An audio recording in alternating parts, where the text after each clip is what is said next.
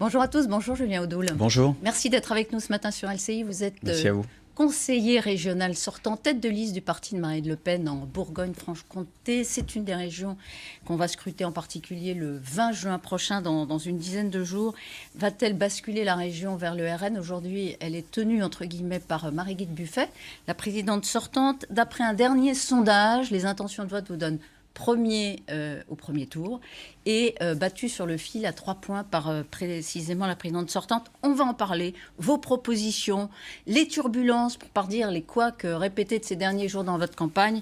Évidemment, on va y revenir. Un mot de la comparution cet après-midi de l'homme qui a giflé Emmanuel Macron. Son profil, c'est pas celui d'un militant, mais celui d'un sympathisant d'extrême droite, des milieux d'extrême droite. Est-ce qu'il y a un danger qui vient de ces mouvances ? Je ne le pense pas. On a vu que ce profil était quand même relativement ambigu, notamment avec des liens avec de la mouvance anarchiste, pour le coup qui n'a rien d'extrême droite, mais plutôt d'extrême gauche. Mais au-delà de son profil, c'est évidemment la condamnation de cet acte inqualifiable. C'est évidemment la condamnation de cette personne qui doit l'être avec la plus grande fermeté, la condamnation de toute violence contre le président de la République, qui est le représentant de la nation, contre tous les élus de la République, contre les élus du Rassemblement national aussi, parce que je constate malheureusement que nos candidats, nos militants, nos élus sont victimes de violences, qu'elles soient verbales et physiques, et que malheureusement, elles ne sont pas toujours condamnées avec la même force par toute la classe politique. Il faut condamner les violences verbales, notamment contre Marine Le Pen, quand on voit que certains ministres, d'ailleurs, que ce soit le garde des Sceaux, qui appelle à chasser le Rassemblement national, quand on voit que Mme Grégoire, secrétaire d'État, qui dit que Marine Le Pen est l'ennemi à abattre, tout cela est très grave pour le débat démocratique. Vous mettez ça au même niveau, vous, ce type de violence, d'accusation de campagne, ou pas de campagne d'ailleurs, du discours public, du discours politique. Et ce qui s'est passé mardi ? Vous savez, la violence verbale souvent entraîne la violence physique. Et je pense que le débat démocratique doit être apaisé. C'est la confrontation des idées, c'est la confrontation des opinions. Le Rassemblement national est le premier parti d'opposition. Il incarne l'alternance. Il faut le respecter. Il faut respecter ses électeurs, il faut respecter ses élus et il faut respecter la chef de l'opposition, qu'est Marine Le Pen. Elle n'est pas respectée ? C'est vrai, quand vous avez des ministres qui ont des discours extrêmement violents, extrêmement virulents, un ennemi à abattre, est-ce qu'on peut dire ça en démocratie ? Évidemment que c'est risqué. Oui, mais il ne faut pas dissocier. Vous savez, moi, Emmanuel Macron, je ne dissocie pas l'homme du président de la République. Le président de la République est mon opposant. Je suis un opposant farouche au président de la République. Mais clairement, je n'accepterai jamais aucune violence contre Emmanuel Macron. Et je ne fais pas de distinction, comme certains de la République En Marche, qui essayent de dissocier Marine Le Pen de l'opposante politique. Encore une fois, toutes les violences sont inacceptables. À propos de l'incitation à la violence, puisque vous en parlez, Papacito, vous le connaissiez, vous ? De nom. De nom. Donc c'est ce blogueur qui a publié une vidéo dans laquelle il fait mine de tester la résistance d'un militant France Insoumise face à une violence extrême. Il se défend en disant, il a dit hier, j'ai voulu provoquer, c'était pour rire. C'était drôle ? Non, c'était pas drôle. Encore une fois, moi, je dénonce toutes les violences, d'où qu'elles viennent. Donc, il doit être condamné, puisque le parquet a ouvert une enquête. Et les messages qui peuvent alimenter justement la haine des élus et qui peuvent conduire à des violences. Est-ce que vous souhaitez qu'il soit condamné ? Le parquet a ouvert une enquête. C'est pas à moi de le dire. S'il y a une enquête, si, vous pouvez le dire. Je veux dire, c'est pas à moi de le dire s'il doit être condamné ou pas.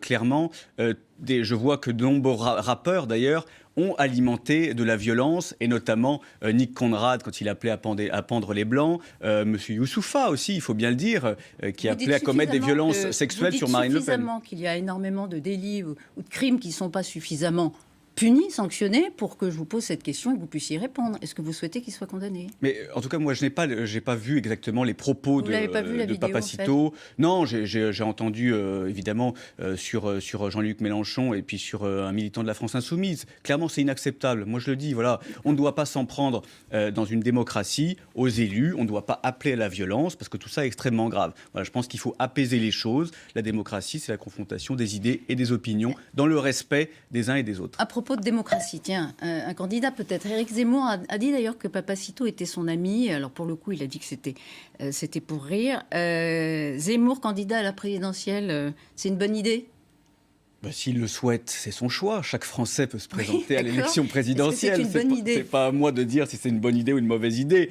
Ce que je regrette, en tout cas ce que je regretterais s'il le fait, mais je ne sais pas s'il va le faire, c'est que l'objectif, c'est quoi ? L'objectif, c'est évidemment de redresser notre pays. L'objectif, c'est de sauver la France et de ne pas diviser le camp national qui est porté, incarné par Marine Le Pen. Donc ce serait une mauvaise idée de diviser le camp national par cette candidature. Il prendra ses responsabilités. Moi, je constate que Éric Zemmour, aujourd'hui, est un polémiste. Il a une liberté de ton, il a une liberté de discours qu'il perdrait inévitablement s'il était candidat à l'élection présidentielle. Et je constate qu'on ne s'invente pas du jour au lendemain homme ou femme d'État. Marine Le Pen a la stature, Marine Le Pen a la vision, Marine Le Pen aussi a le parcours aujourd'hui qui fait d'elle une femme d'État pour incarner l'alternance dans notre pays. Éric Zemmour a toute sa place, encore une fois, pour aider Marine Le Pen. Et il peut le faire. Et je pense que la meilleure façon de l'aider, c'est de la soutenir le moment venu et non pas, je dirais, de diviser le camp national. Dans le fond, vous y croyez ou pas, cette possible candidature, vous ? Non, je n'y crois pas du tout. Il n'ira pas. Je ne crois pas du tout parce que je pense que Éric Zemmour se satisfait de sa position et surtout de sa liberté. Il a une liberté en tant que polémiste, justement d'agiter certains dossiers, de pouvoir, avec une liberté de ton, dire certaines choses. Et encore une fois, on peut se retrouver sur énormément de ses discours. Moi, j'ai beaucoup de sa littérature dans ma bibliothèque et c'est passionnant. Mais après, pour incarner, encore une fois, la République française, pour rassembler 50% des Français plus une voix, il faut autre chose. Et Marine Le Pen est la seule à pouvoir incarner l'alternance aujourd'hui dans notre pays. Et vous lui dites ce matin, ne divise pas le camp national. Votre parcours, un mot, vous n'avez pas 40 ans, je crois, vous avez 36 ans. Vous aviez d'abord rallié le PS, puis le Nouveau Centre, puis l'UDI, et enfin rencontre avec Marine Le Pen. Vous adhérez au Front National en 2014. Donc vous faites partie des transfuges, il y en a d'autres au RN. Il y en a qui se disent, mais ils cherchaient à faire carrière ou quoi ? Alors déjà, je n'ai pas milité au Parti Socialiste, parce que la biographie sur Wikipédia n'est pas exacte. Non, moi, j'ai voté à la primaire socialiste en 2006, simplement. C'est ma seule expérience au Parti Socialiste. Exactement, notamment pour ses positions anti-Europe, l'Europe du traité constitutionnel de 2005. Moi, j'ai une ligne de conduite qui a toujours été la France, le patriotisme, l'identité nationale, l'armée, pour laquelle j'ai écrit notamment un ouvrage sur l'histoire du statut militaire. C'est vrai qu'on en parle peu. Il y a d'autres écrits ou d'autres photos qui font plus couler d'encre. Et donc, j'ai rallié, je dirais, naturellement, en quelque sorte, Marine Le Pen en 2014, parce que pour moi, c'était la seule qui incarnait les valeurs auxquelles j'étais attaché. Alors, vous êtes son candidat en Bourgogne-Franche-Comté, selon un sondage, un des plus récents, Soprat Steria, la présidente sortante socialiste, Marie-Guilde Dufay, arriverait devant au second tour avec 3 points. Je rappelle qu'au premier tour, vous êtes donné devant avec 28%. D'abord, vous, président de région, on reparlera après de ce qui peut se passer au second tour, mais la première mesure, ce serait ? La première mesure, c'est de faire de la sécurité une compétence régionale. Pourquoi ? Parce qu'aujourd'hui, en Bourgogne-Franche-Comté, les émeutes urbaines sont quasi hebdomadaires. Le nombre d'agressions physiques a explosé, le nombre de cambriolages, le nombre de vols avec armes, et tout ça, c'est intolérable. Et moi, j'ai entendu et je vois bon nombre de Bourguignons et de Franc-Comtois, et notamment les plus jeunes, les plus précaires, qui aujourd'hui ne supportent plus, non pas ce sentiment, comme le dit le président de la République, mais véritablement cette réalité angoissante qui est l'explosion de l'insécurité dans l'espace public, dans les gares et dans les transports. Vous l'avez dit, c'est pas une compétence, on vous le dit tout le temps, on le dit, c'est pas une compétence de la région. Donc dans ce cadre de non-compétence, vous faites quoi ? Alors déjà, je tiens à dire que ce n'est pas une compétence pour ceux qui ne veulent rien faire. La santé n'était pas une compétence régionale avant la crise sanitaire. Oui, vous avez, ça l'est devenu. Et les régions commandaient des masques, ça l'est devenu, exactement. Alors sur la sécurité. Et la sécurité, qu'est-ce que vous pouvez faire ? Quelle est votre marge de manœuvre ? On peut faire beaucoup de choses. Déjà, je souhaite, à mon arrivée aux responsabilités, organiser de grandes assises de la sécurité avec les services nationaux, avec les préfets, avec les collectivités locales, avec les associations de citoyens, pour mettre tout à plat, pour voir les besoins, les effectifs, les matériels. Ensuite, je souhaite porter assistance aux victimes, les victimes de l'insécurité qui sont nombreuses, avec notamment la création d'un fonds d'aide de 5 millions d'euros par an pour toutes les victimes de l'insécurité et notamment les femmes victimes de violences conjugales. Ensuite, recruter des agents armés de la collectivité. Vous n'avez pas le droit. Pour sécuriser, bien sûr que si, pour sécuriser les gares et les transports. Dans quelle région ? Alors attendez, pour sécuriser les gares et les transports. Mais ça passe par exemple en Ile-de-France, sauf erreur. Ça passe par l'autorité des transports, pas la région directement. La région, est-ce qu'elle peut recruter des hommes armés directement? La région peut recruter, la région peut faire le nécessaire. On nous tend à nous faire croire que la région ne peut pas s'occuper de sécurité, ce qui est faux. Elle ne peut pas recruter des hommes armés directement. La région peut financer. Est-ce que c'est vrai? La région ne peut pas recruter directement. Est-ce que c'est vrai? C'est vrai. La région a des leviers, encore une fois. La région a un budget de 2 milliards d'euros, il faut le savoir. Ouais.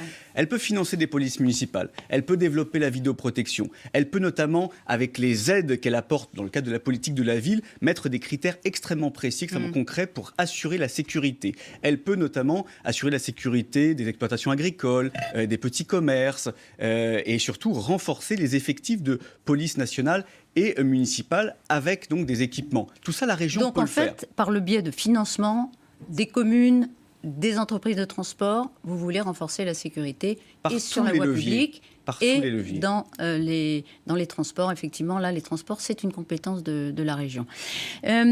Alors, je disais tout à l'heure, il y a des couacs dans votre campagne. Je vais lire ce qu'écrivait le Figaro il y a 2 jours en ce qui vous concerne. Julien Audoul aura vu, donc en 4 jours, fuiter une vidéo d'un de vos striptease. Là, vous l'avez assumé. Fuiter l'enregistrement d'une blague de mauvais goût sur le suicide des agriculteurs. On a beaucoup parlé. Une lettre au procureur de la République d'élus régionaux RN, vous suspectant d'avoir eu recours à un emploi fictif. Comme on dit, ça vole en escadrille, pour vous. Ça fait beaucoup. Oui, mais il y a une opération de destruction qui est opérée par la presse, notamment par Libération. Rendez-vous compte, j'ai eu le droit à 6 articles. C'est vrai, tout ça est vrai. 6 articles, non, tout cela est de la machination. Ah non, tout cela alors, est instrumentalisé. Vidéo, vous avez dit, d'ailleurs... Ah non, mais la vidéo, il n'y a aucun problème sur la vidéo. La vidéo sur les agriculteurs. L'enregistrement... Vous ne l'avez pas démenti. L'enregistrement, bien sûr que si, l'enregistrement est un montage, est une manipulation. C'est votre voix. Non, mais moi, vous savez, tout ça est devant la justice. J'ai porté plainte. Vous avez vraiment porté plainte? Parce qu'on dit souvent, je vais porter plainte. Tout ça est devant la justice. Est-ce que vous avez porté plainte de fait? Tout ça, pas encore. C'est mon avocat qui s'en charge. Vous savez, moi, je suis en campagne. Ouais. Moi, ce qui m'intéresse et ce qui intéresse mes électeurs, c'est comment je peux gagner la région, comment je peux incarner l'alternance. Parce qu'encore une fois, je suis le seul à pouvoir gagner face à la candidate sortante. Admettez que ça puisse troubler. Vous pouvez plaider vraiment une erreur, une ironie. Ça ne trouble pas mes électeurs. Vous savez, les électeurs ne sont pas dupes. Les électeurs ne sont pas dupes de la volonté d'un système de vouloir empêcher le Rassemblement national de gagner la région. Donc vous dites c'est un complot, mais vous plaidez, je voudrais juste cette petite partie, parce que vous savez, on parle beaucoup à tort ou à raison de l'importance de la sincérité dans le discours politique. C'est discutable, mais c'est un fait. Vous plaidez avoir parlé d'un loup et non pas d'un agriculteur. C'est même comme ça que Marine Le Pen aussi vous a défendu dimanche sur LCI. Mais pardon, vous ne prenez pas les gens pour des imbéciles? Un loup qui se suicide au fait d'un... Madame Martichoux, vous prenez 20 secondes d'enregistrement, que vous sortez d'une conversation. Cette conversation, elle était sur quoi? Cette conversation, elle était sur l'élaboration, dans une réunion privée du groupe Rassemblement national, l'élaboration d'un vœu pour le bien-être paysan. Parce que vous savez, nous, notre combat, on ne le mesure pas à 20 secondes d'enregistrement à peine audible. On l'enregistre à partir d'actes, à partir de positions, à partir de combats pour les agriculteurs. Et vous savez, quand j'ai entendu notamment Christian Jacob et les Républicains reprendre d'ailleurs la presse... Ministre de l'Agriculture. Oui, très bien. Sauf qu'ils ont, encore une fois, fait beaucoup de mal à l'agriculture avec les traités de libre-échange. Vous savez, il y a 2 jours, ce qu'ont fait les députés européens, LR... Non, mais attendez, c'est important. Vous nous emmenez un peu loin par rapport à vous. C'est très important. C'est votre candidature. C'est très important. Les députés LR au Parlement européen, il y a 2 jours, ont notamment voté pour interdire la contestation et la critique des accords de libre-échange qui font tant de mal à nos agriculteurs et qui, quelquefois, peuvent les mener à commettre l'irréparable. C'est ça, la réalité. Donc, vous voyez, il y a ceux qui défendent réellement les agriculteurs sur le terrain, par une politique volontariste, par un soutien constant, et il y a ceux qui les trahissent dans les votes. J'ai une question plus générale. Le Rassemblement national a une stratégie de dédiabolisation, de respectabilisation, si vous me permettez ce barbarisme. Bon, c'est vrai que ces révélations qui vous concernent, il y a d'autres candidats RN qui ont été aussi malmenés dans cette campagne, précisément donnent l'impression que certains représentants ne sont pas respectueux là, des agriculteurs, ne serait-ce qu'un moment, mais ils ne seront pas respectables. Est-ce que, voilà, c'est pas gênant? Non, mais vous ne pouvez pas dire, encore une fois, à partir d'une odieuse machination, et vous pouvez le reconnaître, notamment pour ce qui est des accusations d'emploi fictif. Des accusations d'emploi fictif, même vos confrères de la presse locale ont eu l'honnêteté de dire qu'il n'en était rien, puisque cette assistante a réellement travaillé. Donc vous voyez bien que 6 articles en une semaine. Mais pourquoi ils vous en vous veulent savez, alors, quand on- RN? quand on est Ça vient de chez vous. Non, mais quand Vous on n'avez est- pas rassemblé Non, mais votre quand camp. quand on est responsable politique, on prend des coups, y compris dans son propre camp. Ah ben là, et vous c'est savez, spectaculaire. quand vous avez quelques grincheux, quelques aigris qui critiquent et qui sont revanchards parce qu'ils n'ont C'est pas de eu la de place. jalousie. Mais non, mais pas parce qu'ils n'ont pas été investis, tout Mais enfin, à 10 simplement. jours du premier tour, c'est Parce qu'ils fâcheux. n'ont pas été investis, vous savez. Alors ça, vous le retrouvez Vous êtes- un peu partout. Vous savez qu'il y a un vice-président socialiste de Marie-Guilde Dufay, notamment, qui a claqué la porte parce qu'il était mal classé sur sa liste. Ça, personne n'en a parlé. Vous savez qu'il y a des candidats, notamment un peu partout, des républicains, notamment à Perpignan, qui sont condamnés pour trafic de On drogue. peut toujours Ça, se défendre personne en n'en disant, parle. Ça, en disant, regardez à personne n'en côté, mais parle. si on en parle quand Il y a une faut. volonté manifeste, encore une fois, d'affaiblir le Rassemblement Oui, national et, alors, et de le victimisation. discréditer, parce qu'encore une fois, nous allons gagner, et ça dérange. Voilà. Franck Gaillard, conseiller régional RN,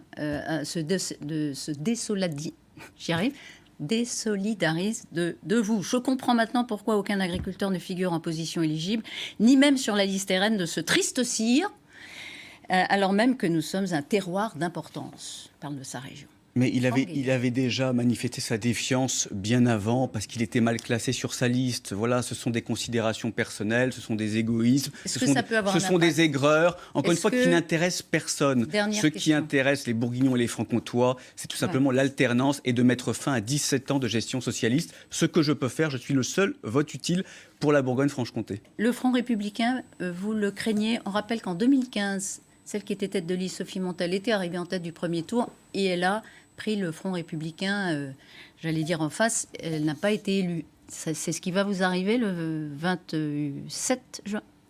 Je ne le pense pas. En 2015, ça s'était joué à 2 points.